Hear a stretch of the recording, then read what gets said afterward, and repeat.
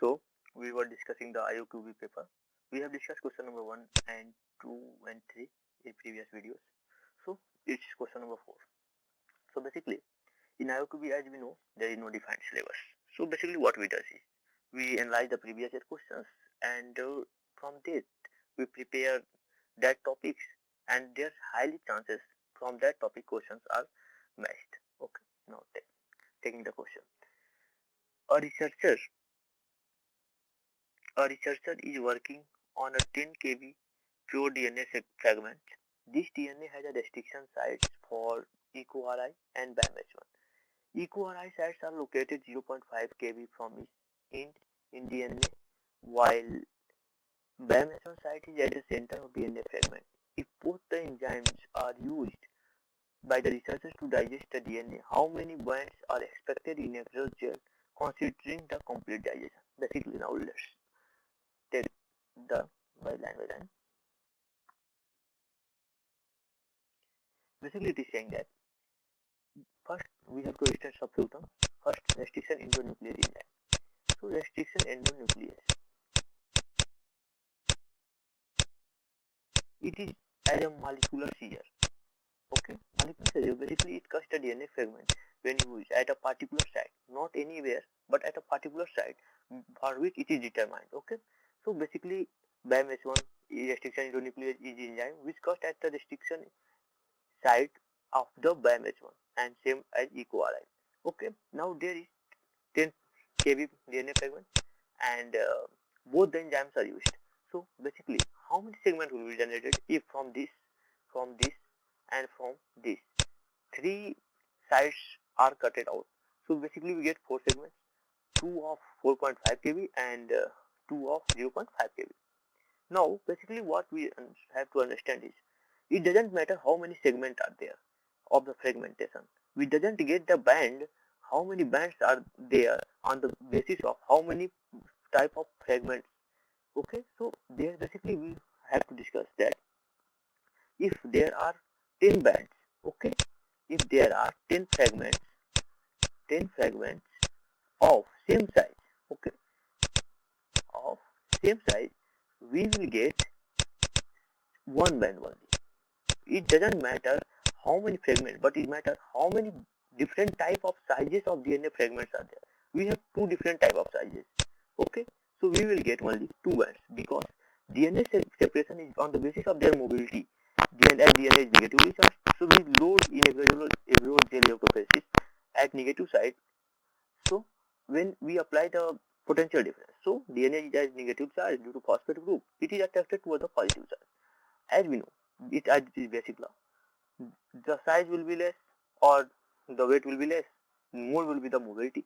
So 0.5 kb has higher mobility than 4.5 kb, so it gets separated from 4.5 kb, but there is no difference between two 0.5 kb segments, so there are no other bands other than 2 bands. Okay, so our answer will be how much? 2 bands. Basically, most many students opt for 4, but as I explained that no matter how many fragments are there, but matters how many different type of fragments are there. Okay, now coming to next question. Question number 5. A dialysis bag was filled with concentrated albumin solution and then few grapes were added. The bag was tied to thread to make it leak proof and then suspended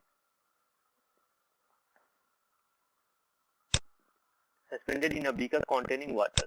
Okay, a few drops of iodine were added to the water. Which of the following result can be expected after 12 hours? Basically, what given? Now, first we have to see what is dialysis membrane. Okay, so there is nothing special. Basically, dialysis membrane is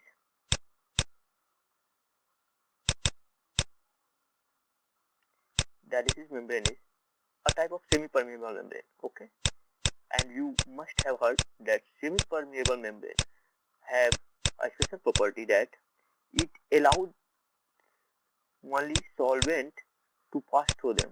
Okay, solvent molecule pass through that, but doesn't allow solute to pass. solute are not allowed to pass through them. Okay. Now, if solute are not allowed, basically here in water and iodine solution, what is of matter of concern is iodine is uh, solute here. Okay, and also we know that iodine is of bigger size, as in halogen family we see iodine comes second most. Okay, so second most, so its size is huge. Okay, so it can't pass the semi-permeable membrane as it is a solute, so it doesn't allow the semi-permeable, doesn't allow the solute to pass through it. So iodine cannot pass through the dialysis bag inside the bag containing the glass. Okay, now coming to the next point, as there is albumin solution. Okay, so basically albumin solution is a osmotic maintainer. Okay, it maintains the osmotic pressure both the sides.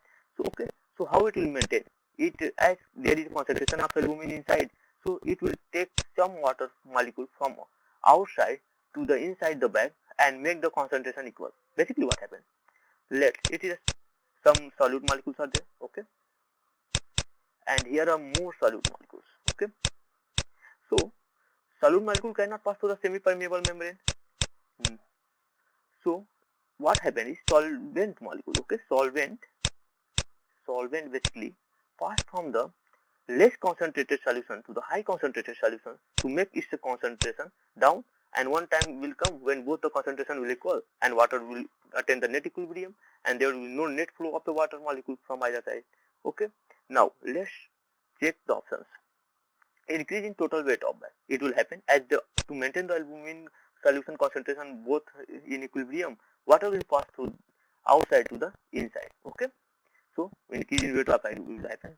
It is true. Solution in the bag will turn blue. This is the wrong statement. Basically what is the matter of concern is there. Basically when iodine molecule react with starch, it gives a blue color solution, blue color. Okay, so it is basically a starch test. Okay, so if iodine molecule is here, is solute molecule, it will not pass through inside, and as grapes have starch. Okay, grapes have starch as it is a plant, so plant storage material is starch. So as matter of concern, if iodine would be able to reach the grapes, then it will give the blue color, but as iodine cannot reach the grapes, so there will be no reaction and there will be no blue color solution, so the bag will not turn blue. The water in the beaker will test positive for protein, though as we know the iodine test is for the starch, not for protein. This option is also wrong.